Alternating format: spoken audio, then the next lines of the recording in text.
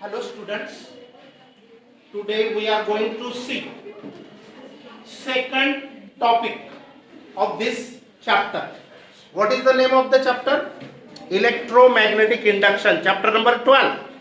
Chapter number 12, electromagnetic induction. Second topic, Faraday's laws of electromagnetic induction. Faraday is the name of scientist who discovered very important fact, and from his discovery there is a born of generator. जनरेटरचा उगम फॅराडेने discovery केली नसती तर generator आपल्याला आजपर्यंत भेटलं असतं पण लेट झालं असतं. तर आता फॅराडेने काय सांगितलं? फॅराडेने दोन एक्सपेरिमेंट केले की ज्या फर्स्ट क्लिप मध्ये आपण व्हिडिओ मध्ये पाहिले. दोन एक्सपेरिमेंट कोणते केले होते? Magnet coil experiment. काय होता? Magnet coil experiment. आणि दुसरा एक्सपेरिमेंट होता कॉइल एक्सपेरिमेंट. आता मॅग्नेट कॉइल एक्सपेरिमेंट काहींनी बघितले नसेल म्हणून मी सांगतो, परत थोडंसं रिवाइज करतो, पण हे परवडणार नाही रिवाइज करणे. हे 5 मिनिटाचं काम आहे शिकवायचं, 5 किंवा 10 मिनिटं फार. आणि म्हणून ते बघणे व्हिडिओ मागचा, कारण तो बघितलेला त्याच्या पुढचं शिकवलं जाणार आहे, म्हणून प्रत्येकाने बघणे आवश्यक आहे. मी आज 2 मिनिटं घेऊन टाकतो, पण पुन्हा असं नको व्हायला. ओके, तर बघा मॅग्नेट कॉइल एक्सपेरिमेंट काय होता? पहिला एक्सपेरिमेंट फॅराडेने केलेला. तर एक कॉइल घेतलं असं आणि त्या कॉइलला गॅल्व्हनोमीटर जोडलं. हा, या कॉइलला काय जोडलं? Galvanometer.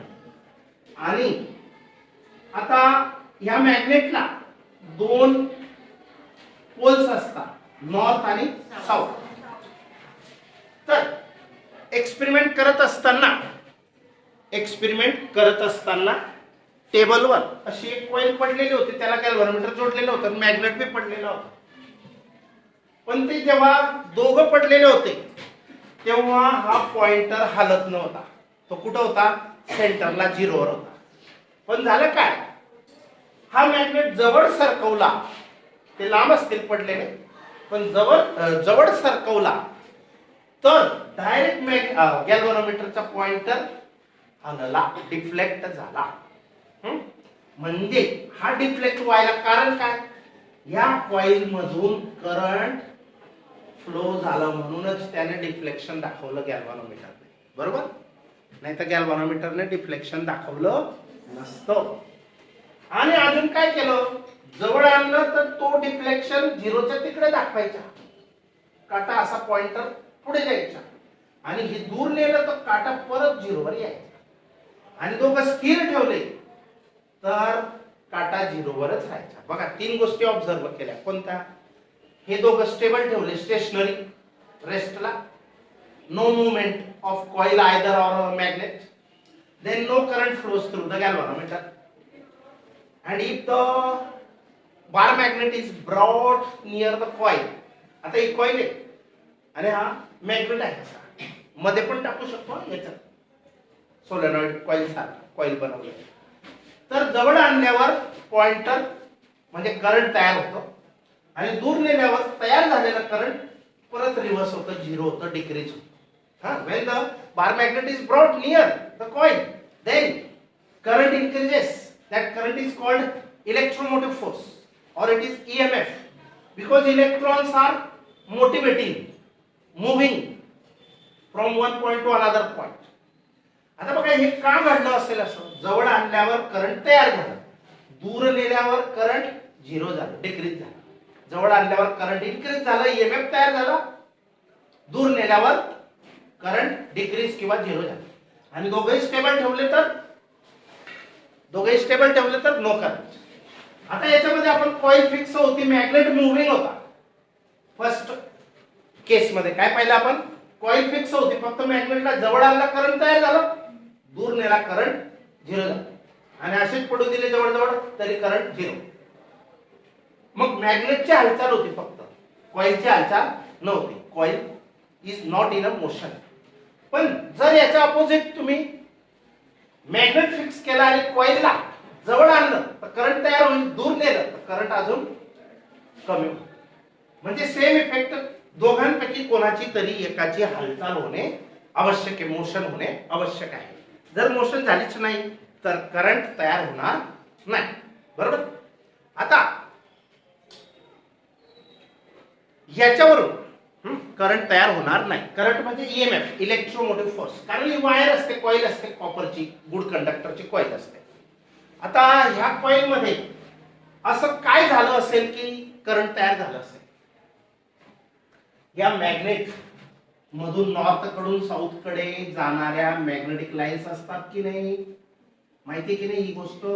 Magnetic lines of force are moving from north pole and moving towards south pole.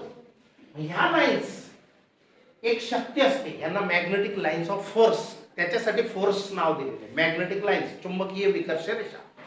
या लाईन्सचा अटॅक ह्या कॉइलवर होतो. या लाईन्सचा अटॅक कॉइलवर होतो आणि ते इलेक्ट्रॉन्सला एनर्जी भेटते आणि ते सरकायला सुरुवात करतात. आणि ते बंदिस्त एका वायर मध्ये आहेत, त्यांना दुसरीकडे जायला मार्ग नाही.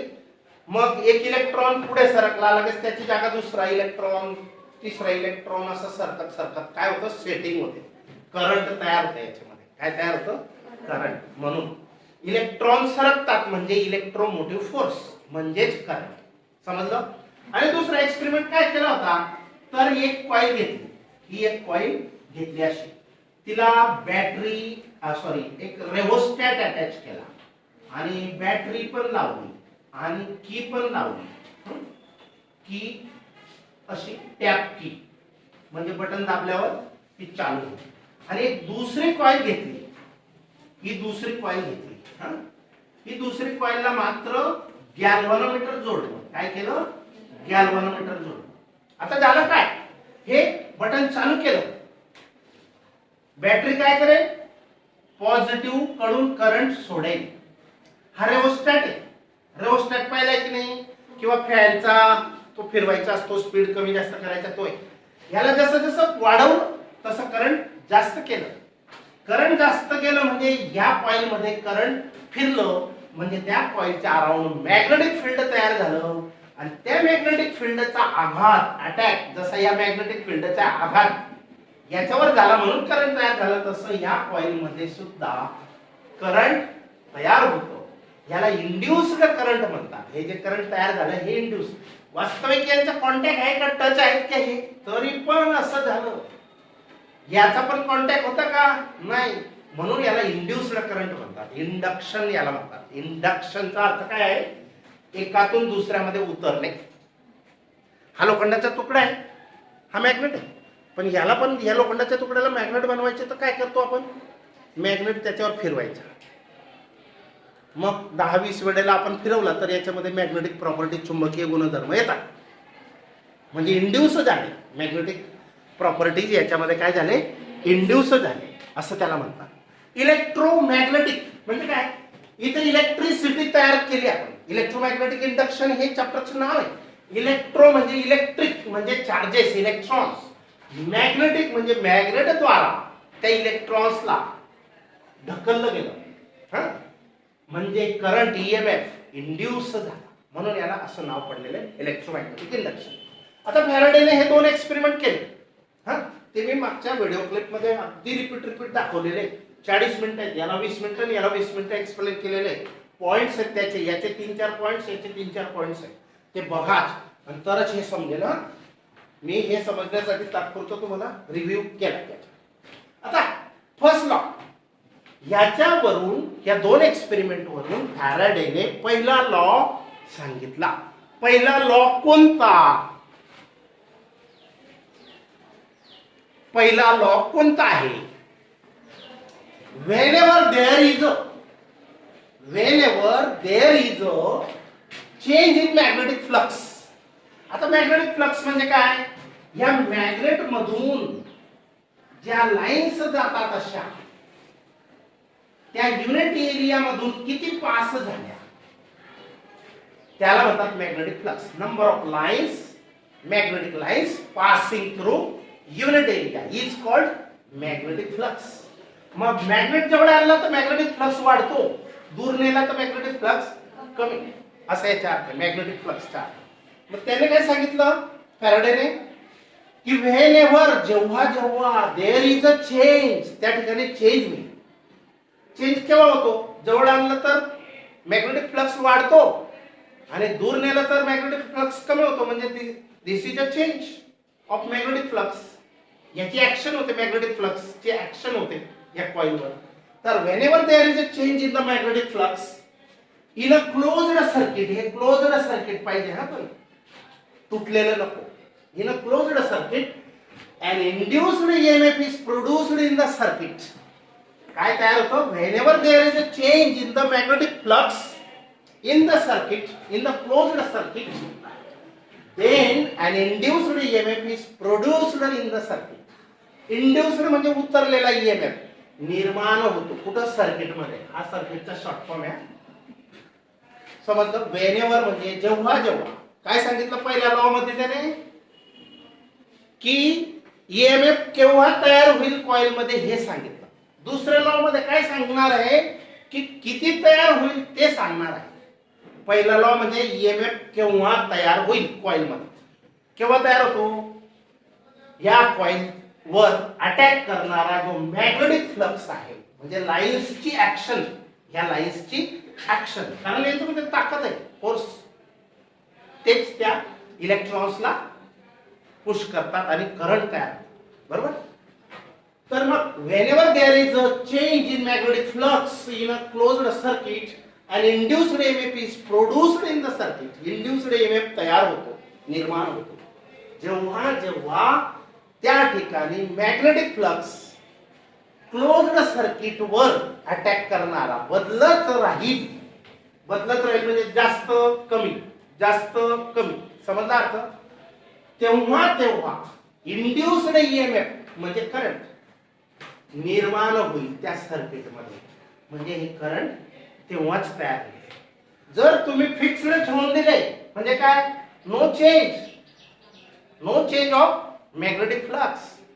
जर हे दोघं फिक्स ठेवून दिले तर no change in the magnetic flux. एक तर याला मूव्ह करा, एक तर याला फिक्स्ड याला मूव्ह करा, एक तर दोघांना मूव्ह करा, पण मूव्ह करावाच लागेल. मोशन मध्ये दोघांपैकी एक तरी असावा, तेव्हा आणि तेव्हाच करंट तयार होईल असं सांगितलेलं आहे पहिल्या लॉ मध्ये. Whenever there is a change in the magnetic flux in a closed circuit then an induced EMF is produced in that circuit. हा, ते सर्किट कसं असावं? क्लोज. आता दुसरा लॉ काय सांगतो बघा. समजला पहिला?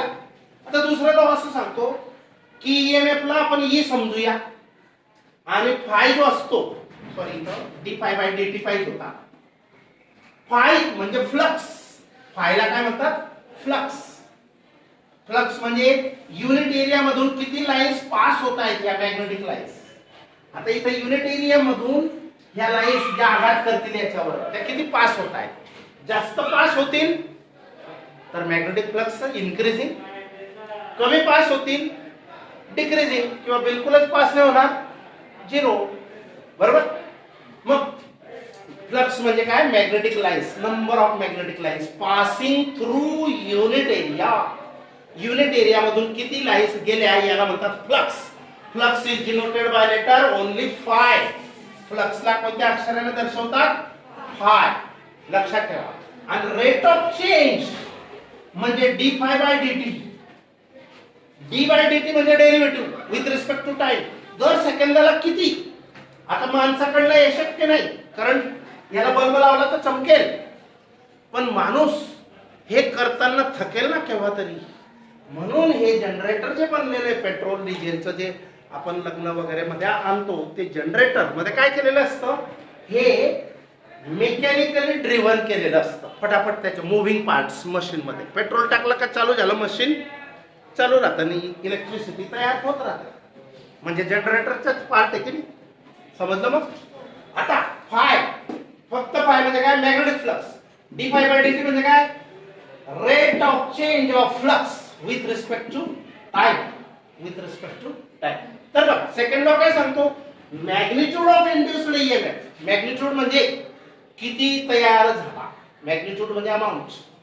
Magnitude of induced EMF or produced EMF, induced EMF produced in the circuit, जो EMF सर्किट मध्ये तयार होतो त्याचं मॅग्निट्यूड म्हणजे त्याची व्हॅल्यू, मॅग्निट्यूड म्हणजे काय, व्हॅल्यू किती, इज डायरेक्टली प्रोपोर्शनल, जो EMF तयार होतो त्याला E अक्षराने दर्शवतात, E is the induced EMF आणि dy by dt म्हणजे काय, rate of change of magnetic flux. Okay, तर हा E कोणाला प्रोपोर्शनल आहे, rate of change of magnetic flux.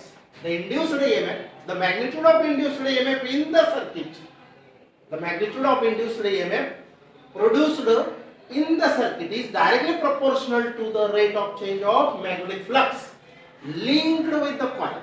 Linked with the coil म्हणजे च्या सान्निध्यात, सान्निध्य म्हणजे जवळ असेल तर सान्निध्यात आहे ना, या लाईन्सची ऍक्शन याच्यावर व्हायला पाहिजे ना, म्हणजे लिंकिंग मध्ये ही कॉइल ह्या मॅग्नेटच्या किंवा ह्या मॅग्नेटिक फ्लक्सच्या लिंकिंग मध्ये आहे. दूर असेल तर लिंकिंग कट, जवळ आले तर लिंकिंग चालू. लिंकिंग माहिती ना, लिंक किंवा असोसिएटेड, समजलं मग.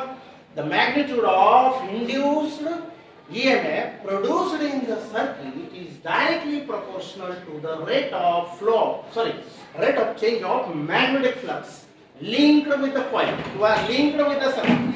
सर एकच minute, linked with the circuit समजला. दुसरा लॉ म्हणजे हा दुसरा लॉ आहे, समजला.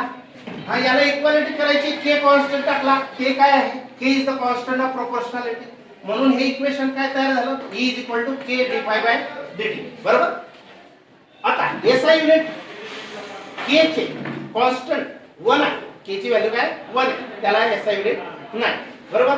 मग के ची व्हॅल्यू 1 टाकली तर हे इक्वेशन काय होईल, E is equal to only dy by dt. बरोबर. हा फॉर्म्युला तयार झाला. आता इथं फाय काय, five is the flux associated with single turn. Five हा इथं एकच टर्न, ही कॉइलची एकच टर्न साठी फ्लक्स असेल. फाय काय असेल, phi is the flux associated, associated म्हणजे असणे, with single turn, then the total magnetic flux for coil, एका कॉइल साठी मॅग्नेटिक फ्लक्स फक्त फाय आहे, एका याच्यासाठी काय आहे, फाय आहे. जर अशा n टर्न असतील तर टोटल मॅग्नेटिक फ्लक्स किती असेल, हा सिंगल टर्नचा फाय आहे, आणि अशा n असतील कॉइलच्या तर फ्लक्स वाढेल ना, तर हा total five, n five dash is a magnetic flux for single turn, and for n such a turns of that coil it becomes total magnetic flux phi is equal to n phi dash. मग याची value टाकायची, ही value five ची value काय टाकायची, n phi dash, पण n वेगळा लिहायचा पुढे, phi dash इथं टाकायचा. समजलं. त्याच्यानंतर दिस इज कॉल्ड फ्लक्स रूल. याला काय म्हणतात, फ्लक्स रूल. काय म्हणतात त्याला, फ्लक्स रूल. इकडे लक्ष द्या, SI unit of EMF E काय आहे, व्होल्ट आहे. एसआय युनिट E चं काय आहे, व्होल्ट आहे. EMF कशामध्ये मोजतात, व्होल्ट मध्ये. पोटेन्शियल डिफरन्सचं युनिट काय आहे, व्होल्टच आहे. PD आणि EMF माहिती की नाही, डिफरंट असतात पण युनिट त्यांचं एकच आहे, युनिट दोघांचं. अरे इतके काय सांगायचं. आणि SI unit of dy by dt, चं एसआय युनिट काय आहे, weber per second. We have observed in Faraday's experiment that, आपण फॅराडेच्या एक्सपेरिमेंट मध्ये असं निरीक्षण केलं की अ मॅग्नेट इन मोशन, हा मॅग्नेट कसा पाहिजे, मोशन मध्ये पाहिजे तरच करंट तयार होईल. A magnet in motion can exert a force, हा मॅग्नेट इन मोशन काय करतो, कॅन गिव्ह अ फोर्स देतो कॉइलला on the stationary charges. Magnet जेव्हा नव्हता तेव्हा ते चार्जेस कसे होते, स्टेशनरी होते ना, मग त्याला याने काय दिलं, फोर्स दिला on the stationary charges inside the conductor and causes, आणि त्याचा परिणाम काय होतो, EMF, इंड्युस्ड EMF तयार होतो. and induced EMF across the ends of the conductor or generates induced current in the closed circuit. Generate होणे म्हणजे निर्माण होणे. Now we'll stop here. कुत्र म्हणजे तुम्हाला काय खाऊन जाणार आहे का, मॅड सारखे.